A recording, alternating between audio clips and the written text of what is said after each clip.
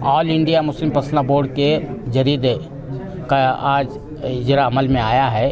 उसके जो मुदीर है MR शमशाद साहब हमारे साथ मौजूद है। हम उनसे मालूम करते हैं कि इस जरीदे में क्या मवाद होगा।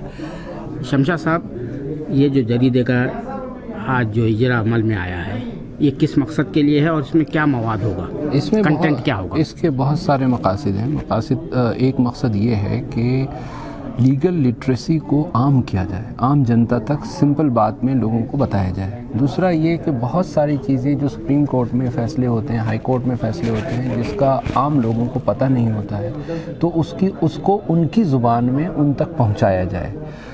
और जो आपने कहा कि क्या मवाद होगा, उसमें फ़ैसलों के बारे में खुलासा होगा। फ़ैसले में अगर कुछ ऐसा लगता है कि इंसाफ नहीं हुआ है तो उसके बारे में उस पर तबसरा होगा। फिर उसमें कुछ अगर कोई सवाल करेगा कि इसमें हमें इस मौजू पर कुछ क्लैरिटी नहीं है, फ़ैसला इसमें कोई अदालत का फ़ैसला नहीं है, तो आप क्लैरिटी बताइए कि इस पर क्या लॉ है, पर्सनल लॉ क्या है, तो उसका हम जवाब भी देंगे कि क्या लॉ है।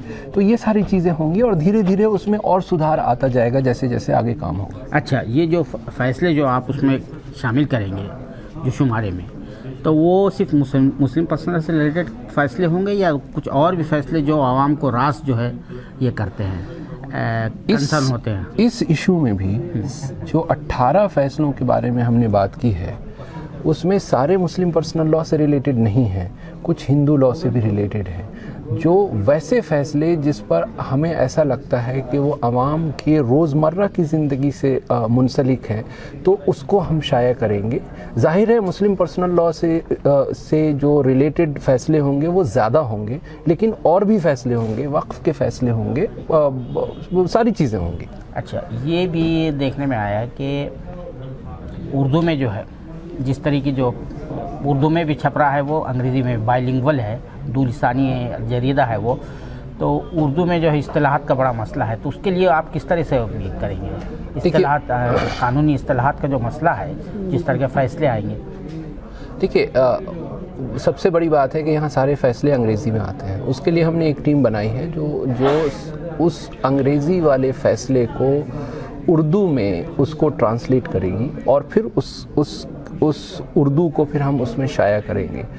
तो एक उसके लिए हम मैकेनिज़्म सेटअप कर रहे हैं और कोशिश करेंगे कि वो ज़्यादा से ज़्यादा एक्यूरेट हो और एक्यूरेट होके वो आवाम तक पहुंच सके। आखिरी मेरा सवाल ये है कि जो शादी की उम्र लड़की को कम कर दी गई है, उस पर आप बहैसियत वकील क्या कहेंगे? क्योंकि लिविंग इन रिलेशन में तो वो सब अपनी जगह है। वो सारे कानून जो ज़्यादातर ड्राइविंग से लेकर लिव इन रिलेशनशिप से लेकर राइट टू वोट सब 18 है, लेकिन जब आप शादी पे रोक लगाते हैं तो उसकी कोई दलील होनी चाहिए, जो मुझे बहुत कोई मुनासिब दलील नहीं मिल रही। दूसरी बात यह है कि अगर कोई रोक लगा रहा है और उसकी जो भी वजह है कि वो उसका जिस्म उस तरह का नहीं है या वो मेंटली मैच्योर नहीं है, तो उसके लिए कोई प्रपोज़ल है क्या सामने में? वो नहीं है।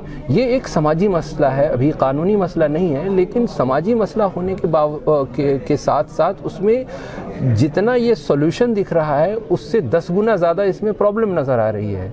तो इसमें कानूनी तौर पर बहुत ज़्यादा कुछ कहने का अभी कोई मौका है नहीं, लेकिन अभी उनसे पूछना चाहिए कि साहब ये बताइए कि आप जो 18 से 21 कर रहे हैं, तो 3 साल क्या आप उनको फ्री में फीड करेंगे? क्या आपके पास प्लान है कुछ ऐसा, या उसको आप एजुकेट करेंगे? उसके लिए कोई आपने स्कीम बनाई है कि उसको एजुकेट करेंगे जब उसकी उम्र पुख्ता हो जाएगी या उसका जिस्म पुख्ता हो जाएगा, जिस्म मैच्योर हो जाएगा, तो उसके लिए आप कर क्या रहे हैं?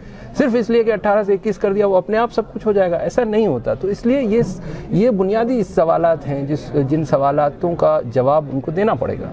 तो ये तो पॉलिसी डिसीजन में नहीं आता, ये जो फैसला किया गया उम्र कम करने का, मेरा जहाँ तक ख्याल ये पॉलिसी डिसीजन है और ये पॉलिसी डिसीजन के साथ सुप्रीम कोर्ट में चैलेंज नहीं कर सकते। देखिए, हम इसको क्यों चैलेंज करेंगे? ये अवाम बताएगी। मेरा कहने का मतलब ये जो है कोई और तंजीम, कोई और इदारा, कोई जो है ये बात वो जो करना चाहेंगे वो करेंगे।